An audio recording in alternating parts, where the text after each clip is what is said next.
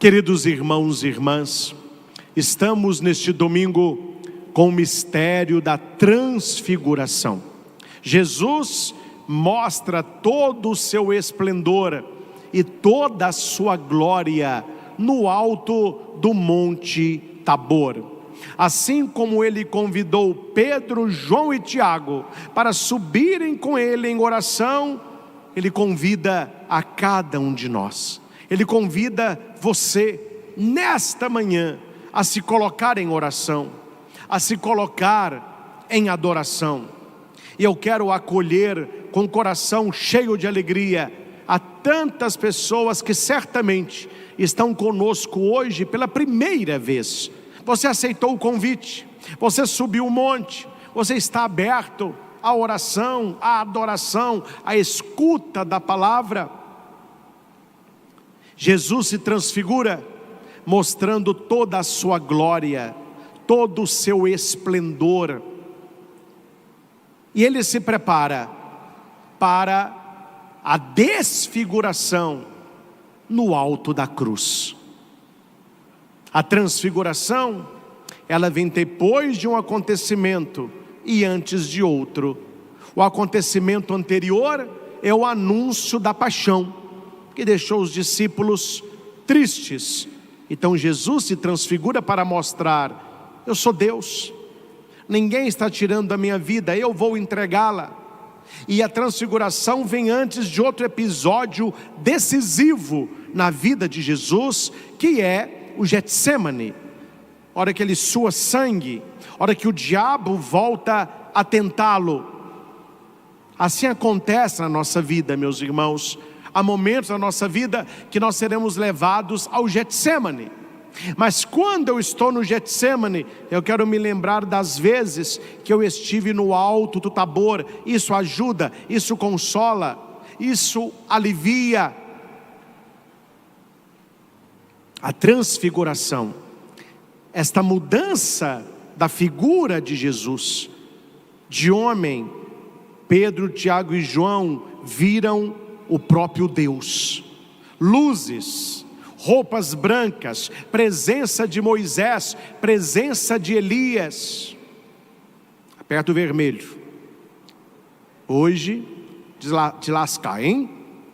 Moisés e Elias, os profetas e a lei, falando com Jesus, explicando-lhe o mistério da sua morte e da sua cruz.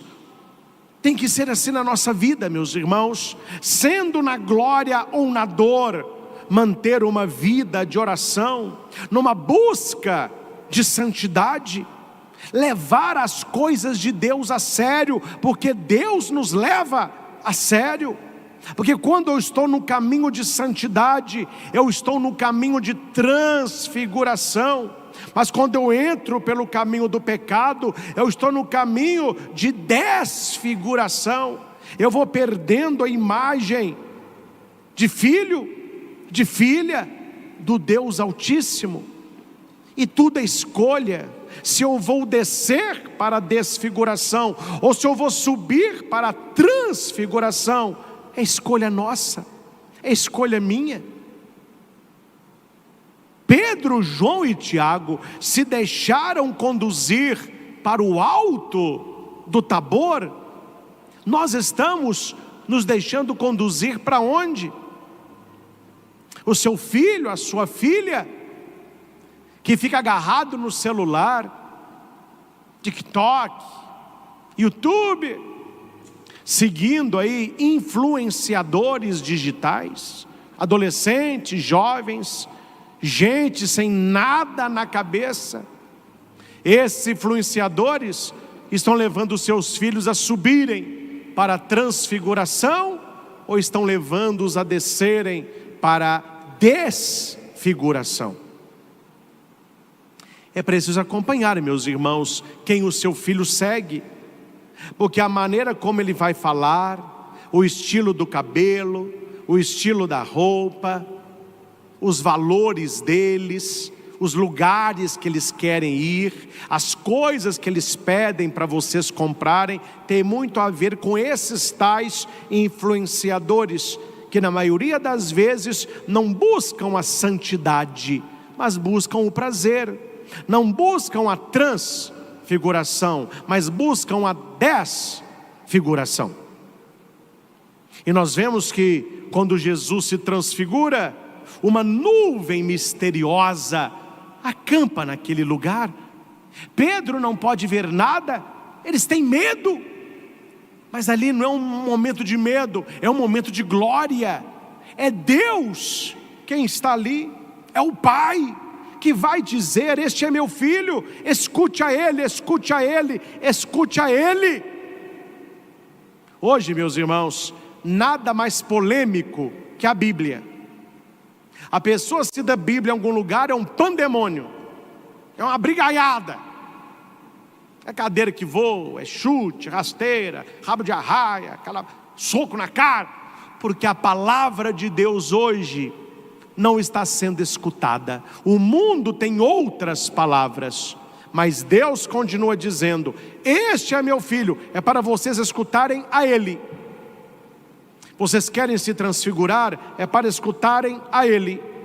Vocês querem uma vida de santidade? É para escutarem a Ele. Você quer ser feliz de verdade? Escute o meu filho amado. É a Ele que nós devemos escutar. Nós vamos escutar artista, influenciador, político, pessoa. Não. Queremos escutar o Senhor. Este é meu filho, e Ele vocês devem ouvir. E aqui é preciso lembrar que este Deus que fala dentro da nuvem é um Deus que faz aliança, é um Deus que nos busca, é um Deus que mostra que Ele é capaz de realizar na nossa vida o que Ele prometeu. Deus não é Deus de voltar palavra, Deus não é Deus de não cumprir palavra. Se você é infiel, Deus permanece fiel. A primeira leitura, nós temos a figura de Abrão, que depois vai se tornar Abraão. E aqui Jesus, ele conduz Pedro, Tiago e João para o alto do Tabor. Em Gênesis, o Senhor também conduz. Ele conduz Abraão para fora. Eu acho bonito o verbo conduzir para fora, que no grego tem a ver com a mulher que está dando à luz. Então ela vai ter o neném, e a parteira, o médico, vai ajudar a conduzir aquela criança para fora. O parto, a criança sai. Então aqui aqui Deus está olhando para Abraão e está falando: olha, você precisa nascer. Você precisa nascer de novo agora. Então saia. O Senhor conduz Abraão. Abraão era velho. Abraão não tinha filho. Abraão não tinha terra. Olha a vida de Abraão. Idoso, sem filho, sem nada. Deus diz: chegou a hora de você nascer, Abraão. Você vai nascer agora. Então Deus o conduz para fora. É como se Abraão nascesse. O sair aqui é nascer. Abraão, olhe para o céu e conta as estrelas, se fores capaz. Nós que moramos em cidade um pouco maior, a gente quase que não vê estrela mais, né? As nossas ruas são muito iluminadas, tem muito poste. Então quando você olha para cima, você vê poste, e aquela luz do poste não deixa a gente enxergar o céu.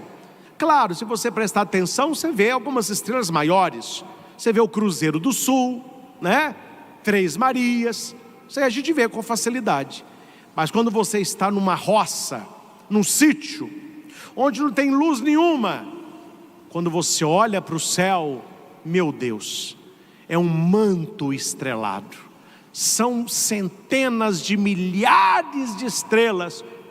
Nossa, Abrão, você é capaz de contar essas estrelas?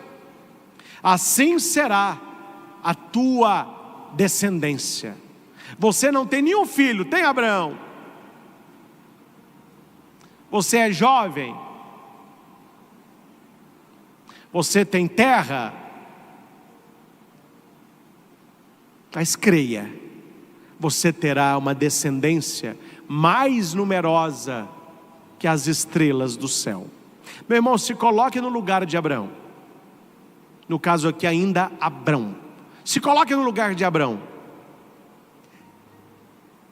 Aqui eu posso dizer, até esse momento, uma vida que deu errada, né? De vez em quando há pessoas que eu atendo que dizem: padre, a minha vida deu errada. Nada que eu queria ser, eu sou. Nada que eu queria fazer, eu faço. Abraão estava nessa situação. Velho, bem velho, sem filho. Para o judeu não ter filho é uma maldição. Não tinha terra, não tinha nada. O que ele quer naquele momento? Morte. Velho, sem filho, sem nada, é morte. Deus fala com ele: não, é agora que vai começar a vida, é agora que você vai nascer. Olha as estrelas do céu e conte se fores capaz. Meus irmãos, o que Deus disse para Abrão, Ele diz para você. Eu não sei o que você está vivendo, eu não sei se você é esta pessoa que diz assim: padre, a minha vida também não deu certo, a minha vida é igual de Abrão, eu casei e não deu certo, eu tentei amizades que não deram certo, o meu trabalho também não deu certo, a minha saúde, eu estou doente. Deus diz: olha, as estrelas do céu, você é capaz de contá-las? O hoje de Deus, Ele renova a história. Ele renova a história. Você precisa ter fé, porque o milagre vem pela fé. A Bíblia diz: Abraão teve fé no Senhor. Abraão é modelo do crente. Outra coisa, gente, vou parar com essa bobagem. Ah, fulano de tal é crente. Crente é quem crê. Eu sou crente, você é crente. Eu não sou protestante, eu sou católico. Mas crente, todos nós somos crentes. E Abraão é o pai dos crentes, é o pai daqueles que creem, porque ele foi o primeiro que creu. E ele acreditou no impossível. A sua vida, meu filho, está bem melhor que a vida de Abraão. E talvez a sua fé não seja como a dele.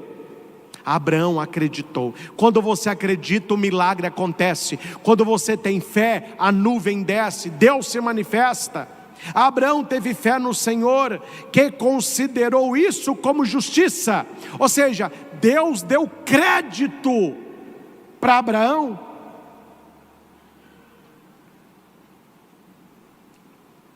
Na nossa vida é assim. Você quer comprar um carro, você quer comprar uma coisa de mais valor, você não vai logo comprando. Você tem que saber quem é que está vendendo. Aí você vê na internet, vê um carro que você quer, lá tem o valor do carro. O que a pessoa esperta faz? Quem conhece o vendedor? Você conhece a pessoa? Eu conheço, aqui de Divinópolis. É uma pessoa de boa fama? É uma pessoa confiável? Ela merece crédito? Merece. Eu conheço ele, conheço a família. É uma pessoa de boa índole, é uma pessoa firme. Então eu estou com tranquilidade de fazer essa compra. Deus, quando olha para Abraão, o que ele vê? Uma pessoa que merece crédito, porque ele teve fé. Meus irmãos, quando Deus olha para mim, que sou padre, Ele olha para você, para os que nos ajudam aqui na liturgia. Quando Ele olha para você, homem e mulher, para você que está em casa, você que está aí na TV, quando Deus olha para você, Ele te dá crédito. Deus, Ele diz, aquele padre ali é de confiança, aquela mulher ali é de confiança, aquele homem, aquele jovem é de confiança. Eu quero isso. Eu quero isso. Abraão alcançou isso. Abraão teve fé no Senhor, que considerou isso como justiça. Deus deu crédito a Abraão. Só, meus irmãos, que a gente não precisa ser bobo. Você pode ter fé, mas não precisa ser bobo. Eu não vou falar o nome. Estou tendo dinheiro para processo, não. Meu advogado falou comigo, não fale o nome. Tá bom. Mas o caso eu vou contar. Eu estava escutando uma pregação de um pastoreco, que nem pastor é um pastoreco, interpretando a anunciação do anjo à Santíssima Virgem Maria. E o cara teve o desplante, a ousadia de dizer que Maria não tinha aquela fé que o católico diz que ela tem, porque ela questionou. Como que será isso? Que aquele que questiona não tem fé. Claro, ele queria atacar a Virgem Maria. Só que o mesmo que fala mal de Maria fica: eu sou filho do pai Abraão. Abraão é o pai da fé, é o patriarca. Meu caro, assim como Maria queria entender o que Gabriel dizia para ela, Abraão queria entender o que Deus disse. E Abraão pergunta: Maria não disse? Como acontecerá isso? Disse ou não disse? O que Abraão disse? Senhor Deus, como poderei saber que eu vou possuir tudo isso? É a inteligência da fé. O questionar a Deus não é falta de fé. O questionar a Deus é se comprometer com Deus que se revela e que quer que você entenda o projeto dele para a sua vida. Vamos viajar? Para onde, padre? Você não confia em mim, hein? Você não confia em mim, hein? Se você confiasse em mim, você entrava no carro e não perguntava nada. Não, padre, eu confio. É porque conforme o lugar, é conforme o que eu vou levar. Conforme o lugar, eu sei se vai demorar ou não. Maria perguntou. Abraão perguntou. Você pode perguntar: oh meu Deus, mas como que será isso? Como que vai cumprir na minha vida essa promessa? Deus, ele não responde. Deus, ele mostra que se Abraão foi considerado digno de confiança e comutado de justiça e crédito, mais confiança merece a palavra de Deus.